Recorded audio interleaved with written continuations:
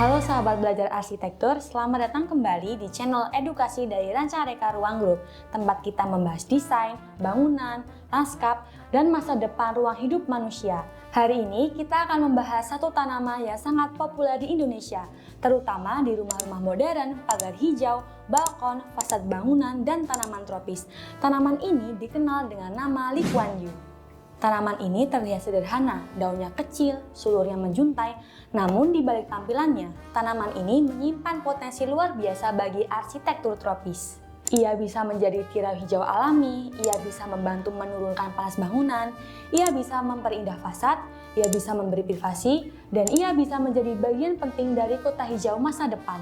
Dalam video ini, kita akan membahas tuntas asal-usul tanaman Lee Kuan Yew, karakter biologinya, alasan sangat cocok untuk iklim tropis, fungsi dalam arsitektur dan lanskap, teknik penanaman terbaik, kesalahan umum pemilik rumah, cara membuat green curtain profesional, inspirasi desain rumah dan gedung, hingga masa depan vertical greenery di Indonesia. Jadi, simak sampai selesai. Tanaman Lee Kuan Yew adalah tanaman rambat menjuntai yang populer di Asia Tenggara. Nama ilmiah yang banyak dirujuk adalah Thalmonia elliptica, dahulu dikenal sebagai Vernonia elliptica. Tanaman ini berasal dari kawasan tropis Asia seperti India, Myanmar, dan Thailand. Namun kini sudah menyebar luas ke berbagai negara beriklim panas. Di Indonesia, tanaman ini sangat digemari karena mudah tumbuh dan memberi efek visual dramatis. Ketika sedang rimbun, daun-daunnya membentuk tirai hijau yang padat. Jika ditanam di atas pagar atau balkon, sulurnya dapat jatuh ke bawah seperti air terjun hijau. Inilah alasan mengapa banyak arsitek lanskap menyukainya. Nama Lee Kuan Yew sendiri dipercaya populer karena tanaman sejenis banyak digunakan dalam program penghijauan kota di Singapura pada era Lee Kuan Yew. Walaupun nama itu bukan nama ilmiah, masyarakat Indonesia sudah sangat akrab dengannya. Mari kita lihat dari sudut pandang arsitektur. Bangunan tropis menghadapi tantangan besar, panas matahari, tampias hujan, silau cahaya, privasi antar bangunan, dan kebutuhan ruang hijau terbatas. Tanaman Lee Kuan Yew mampu menjawab banyak masalah tersebut sekaligus. Pertama, menjadi secondary skin alami. Dalam arsitektur modern, secondary skin adalah lapisan kedua pada bangunan untuk menyaring panas dan cahaya. Tanaman Lee Kuan Yew dapat menjadi secondary skin hidup. Yang kedua, menurunkan temperatur permukaan dinding. Daun menaungi dinding dari radiasi matahari langsung. Yang ketiga, meningkatkan estetika. Fasad yang keras berubah menjadi lebih lembut, hidup, dan organik. Yang keempat, menambah privasi. Cocok untuk balkon apartemen, pagar rumah, atau teras. Yang kelima, menyerap debu dan menenangkan visual. Kehadiran hijau terbukti memberi efek psikologis yang lebih nyaman. Agar berhasil menanamnya, kita harus memahami sifat alaminya. Tanaman ini adalah tipe figur tinggi, artinya jika kondisi cocok, pertumbuhannya sangat cepat.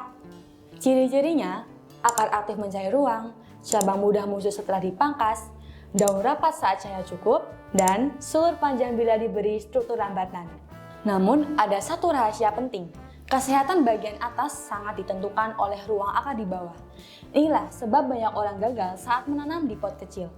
Pot kecil membuat akar sesak, media cepat kering, nutrisi cepat habis, dan pertumbuhan daun berkurang. Sebaliknya, ketika ditanam langsung di tanah, tanaman jauh lebih agresif. Ini pelajaran penting bagi desain lanskap. Jangan hanya fokus pada fasad hijau, tapi pikirkan sistem akar. Pertanyaan paling umum adalah, lebih baik di pot atau langsung di tanah? Jawabannya tergantung tujuan. Jika di pot, kelebihannya fleksibel dipindah, cocok balkon kecil, dan mudah dikontrol. Kekurangannya, perlu penyiraman sering, pupuk lebih rutin, dan pertumbuhan terbatas. Jika di tanah, kelebihannya pertumbuhan maksimal, lebih stabil kelembapan, daun lebih rimbun, dan sulur lebih panjang. Kekurangannya, posisi permanen dan perlu perencanaan awal. Untuk proyek rumah tinggal, tanam di dekat pagar, lalu arahkan ke atas, kemudian biarkan menjuntai ke bawah. Metode ini menghasilkan tirai hijau terbaik. Berikut sistem yang sering dipakai profesional. Tahap pertama, struktur.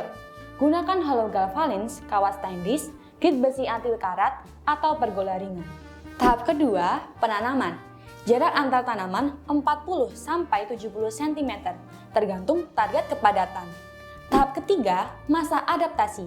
Biarkan akar mapan 1-2 bulan. Tahap 4, training arah tumbuh. Ikat lembur sulur ke arah atas. Tahap 5, jatuhkan sulur. Saat tinggi cukup, biarkan turun alami. Tahap 6, pangkas berkala. Pangkas ujung untuk merangsang percabangan. Hasilnya adalah curtain wall hidup yang sangat indah. Berikut kesalahan paling sering terjadi. 1. Pot terlalu kecil. Tanaman hidup tapi kurus. 2. Kurang matahari. Daun renggang dan botak. 3. Tidak pernah dipangkas. Sulur panjang tapi kosong. 4. Drainase buruk. Akar membusuk. 5. Tidak ada struktur penyangga. Tanaman kusut dan tidak rapi. 6. Menanam terlalu dekat dinding tanpa jarak. Sirkulasi buruk dan sulit dirawat. Aplikasi pada desain rumah. Rumah minimalis, gunakan pada balkon lantai 2. Rumah tropis modern, gunakan pada sisi barat untuk menahan panas sore. Rumah urban kecil, gunakan pagar depan sebagai green screen. Kos-kosan atau guest house, gunakan koridor atas untuk visual sejuk. Cafe dan studio, gunakan sebagai elemen branding natural. Kota Indonesia semakin panas, lahan semakin sempit, dinding bangunan semakin banyak. Karena itu, masa depan penghijauan bukan hanya taman horizontal, tetapi juga vertikal. Tanaman seperti Lee Kuan Yew memiliki peran besar. Menambah biomasa kota, mengurangi panas mikromat, mempercantik kawasan padat, dan meningkatkan kualitas hidup. Jika digunakan massal pada ruko, apartemen, pagar, sekolah, dan kantor, dampaknya besar. Tanaman Lee Kuan Yew bukan sekedar tanaman hias, ia adalah elemen arsitektur hidup. Ia bisa menjadi peneduh, filter panas, pembentuk privasi, dan penghias kota. Namun, kunci suksesnya sederhana. Beri ruang akar luas, beri cahaya cukup, arahkan struktur tumbuh, pangkas rutin, dan rawat konsisten. Jika dirancang dengan baik, satu tanaman sederhana bisa mengubah wajah bangunan. Jangan lupa like, subscribe, dan bagikan video ini. Sampai jumpa di video berikutnya bersama belajar arsitektur dan rancangan reka ruang grup. Dadah!